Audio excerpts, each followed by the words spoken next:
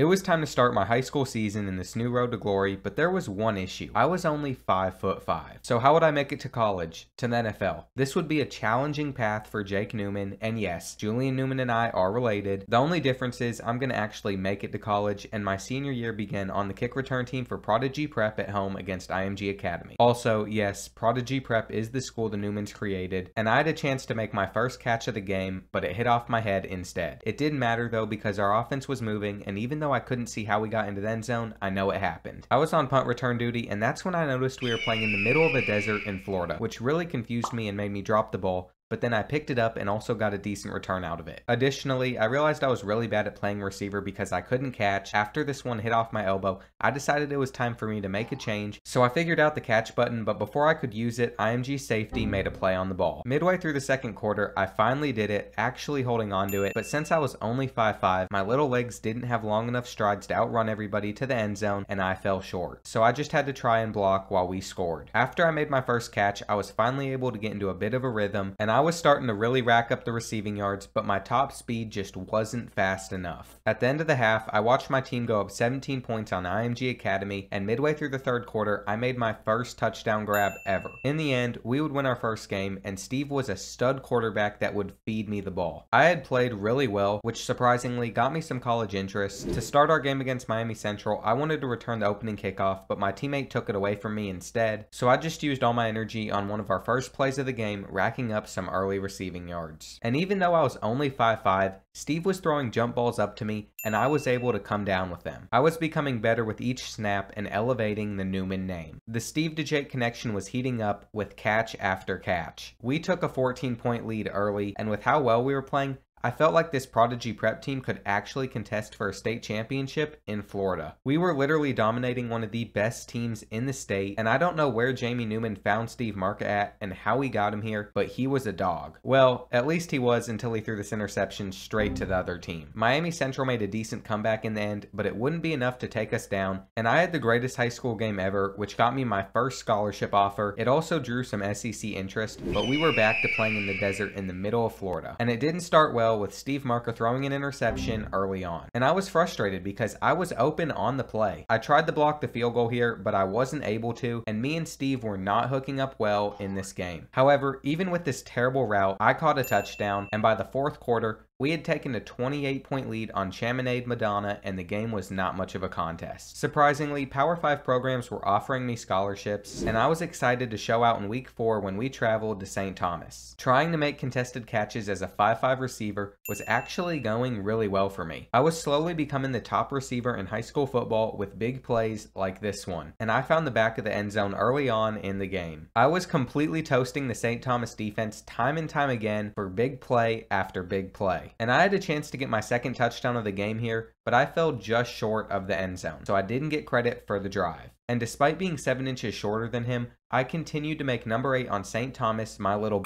Nobody could guard me, and I was starting to build up more confidence as the season went on. Midway through the second quarter, I thought I made a sick one-handed grab, but it was actually a turnover. In the end, it didn't even matter because this was another blowout and we took down St. Thomas on the road. I couldn't believe Steve threw for over 500 yards, and I love the idea of playing with him in college. I also couldn't believe these schools wanted a 5'5" receiver, but I was in the ESPN top 150, so it made sense. At this point, I was already looking ahead to the high school playoffs, and coach wanted me to run a crosser, but instead, I ran my own route and it worked. So he wasn't very happy at me for not listening, but I was getting good at finding the open space on the field. However, running my own routes wouldn't work forever as Prodigy Prep quarterback Steve Marca didn't have anybody open, so he fumbled it away. At the start of the second quarter, we found ourselves down by 7 points to Edgewater, so we would need to get it going offensively. And maybe I shouldn't have called for the ball here, but Steve threw it to me anyway, so that's on him. With only 2 minutes left in the first half, I finally got us on the board, but our defense gave up a touchdown just 40 seconds later. And by midway through the third quarter, it was not looking good for us. And honestly, I wasn't even playing playing well, struggling to hold on to the ball on plays like this. But by the end of the third quarter, we were able to get back up 1, and from there, we were able to pull away and win. Once again, I had a dominating stat line, and Nick Saban wanted me really bad. What do you mean by that?